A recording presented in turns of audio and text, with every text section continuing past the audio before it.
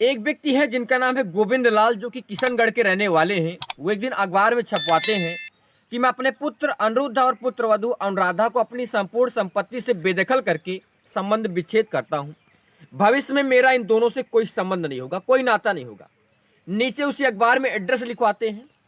और एक दिन उनकी बहू, जो कि मायके पे थी, उस अखबार को पढ़ ही लेती है। और जैसे ही उस अखबार को पढ़ती है तो अंदर से टूट जैसे जाती है।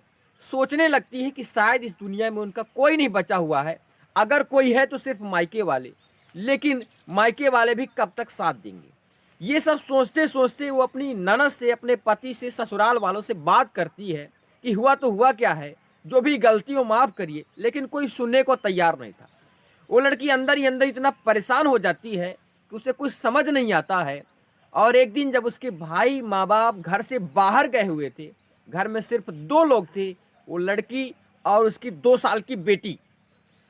और वो लड़की 15 जनवरी 2022 को एक रस्सी की सहायता से अपनी जीवन लीला समाप्त कर लेती है। सहायता से जब घर वाले आते हैं तो अपनी बेटी को लटका हुआ देख करके उनके पैरों तले जमीन खिसक जाती है। वो चीखने चिल्लाने लगते हैं, रोने लगते हैं। आसपास के लोग इकट्ठा हो जाते हैं। तो वहीं पर एक 5 पेज का जो है पत्र लिखा हुआ मिलता है।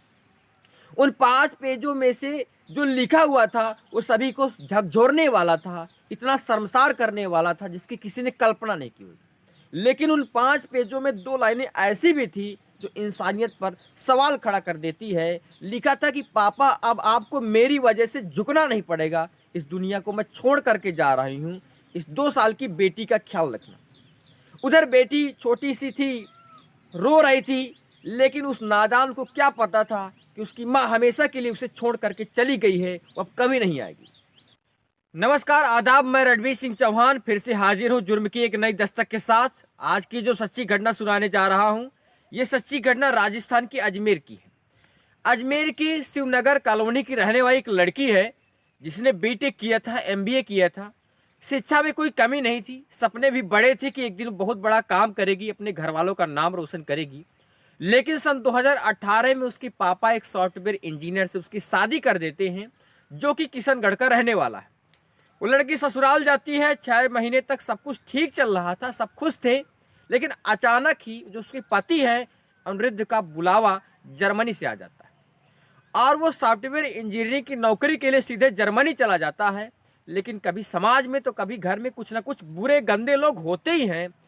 जब अनुराधा घर में अकेली रहती थी, उसका पति अनिरुद्ध जर्मनी चला जाता है, तो उसके ससुर और देवर उस पर गंदी नजर डालने लगते हैं। आए दिन दोनों उसको परेशान करने लगते हैं। ये सिलसिला यहाँ तक थमने वाला नहीं था।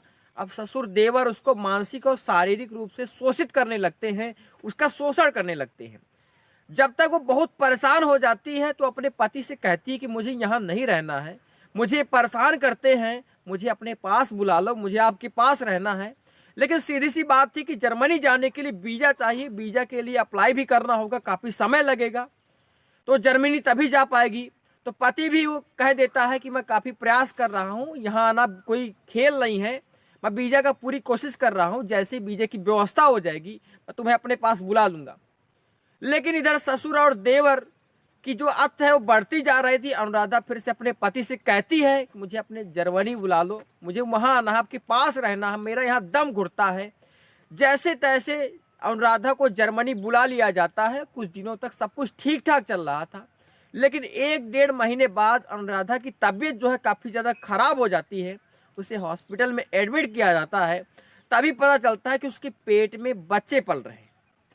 डॉक्टर कहती है कि पेट में जो 2 बच्चे पल रहे हैं उसमें से एक की स्थिति ठीक नहीं है। अगर समय रहते उसको बाहर ना निकाला गया तो शायद ये बच्चा ठीक पैदा ना हो, सही सलामत पैदा ना हो, और दूसरे बच्चे की जान को भी खतरा बन सकता है। दूसरे बच्चे को खतरा ना बने इसके लिए पहले बच्चे का गर्भपात करा दिया जाता है। तभी पता चल जाता है कि दोनों बच्चे लड़की हैं।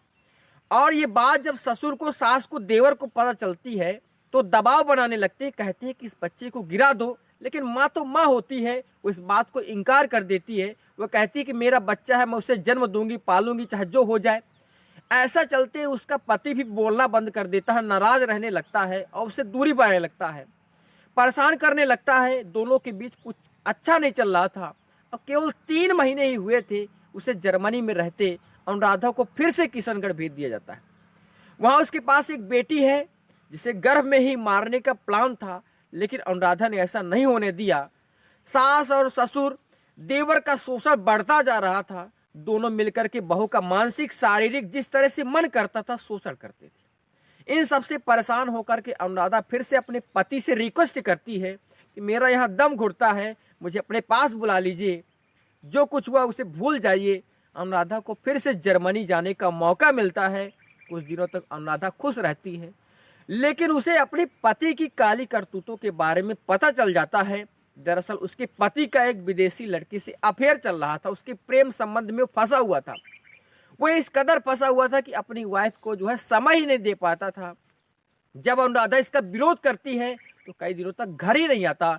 घर में ना खाने की चीज़ें होती थी, ना रोजमर्रा की चीज़ें होती थी।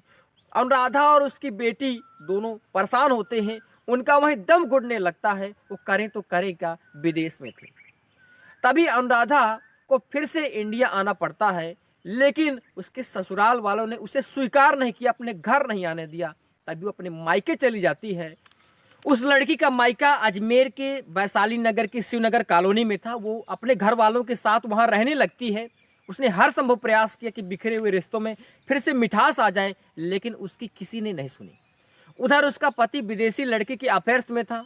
ससुर और देवर दोनों उसको आए दिन तंग करते थे, परेशान करते थे, उसका शोषण करते थे। ये सब सोच करके कि शायद दुनिया में उसका कोई नहीं बचा, वो अकेली रह चुकी है, और यदि बचा है तो कोई तो मायके वाले हैं, लेकिन मायके वाले कब तक उसका साथ देंगे। सोचते सोचते दुनिया को एक दिन अलविदा कह देती है। साथ में 5 पन्नों का एक लेटर लिखती है जिसमें उसने पूरी बातें लिखी हुई थी कि उसके साथ क्या क्या हुआ है। काश उसके घर वालों ने उसको समझा होता, उस पर ध्यान दिया होता। काश ससुराल वालों ने उसको अपनी बेटी की तरह रखा होता, तो शायद यह वारदात उस लड़की के साथ नहीं होती। सीओ छवि शर्मा इस घटना की जांच कर रही हैं, और उस आरोपी को क्या सज़ा मिली अभी तक पता नहीं चल पाया है, और क्या सज़ा मिलनी चाहिए अपनी राय दें कमेंट सेक्शन में। लेकिन ये घटना सुनाने का उद्देश्य आपको बिल्कुल भी परेशान करना नहीं है, ना ही आपकी भावनाओं को ठेस पहुंचाना है, बल्कि ऐसी घटनाओं के माध्यम से आपको जागरूक करना ही हमारा उद्देश्य है, ताकि ऐसी घटनाएं कभी आपके साथ ना हो। आप हमेशा आगे की ओर बढ़ते रहें और खुश रहें। इस वीडियो में इतना ही, मिलते हैं अगली वीडियो पर। तब तक के लिए दीजिए इजाज़त। वीडियो पसंद हो तो लाइक करिए, चैनल को सब्सक्राइब करिए, अपना प्यार और सपोर्ट बना करके रखिए।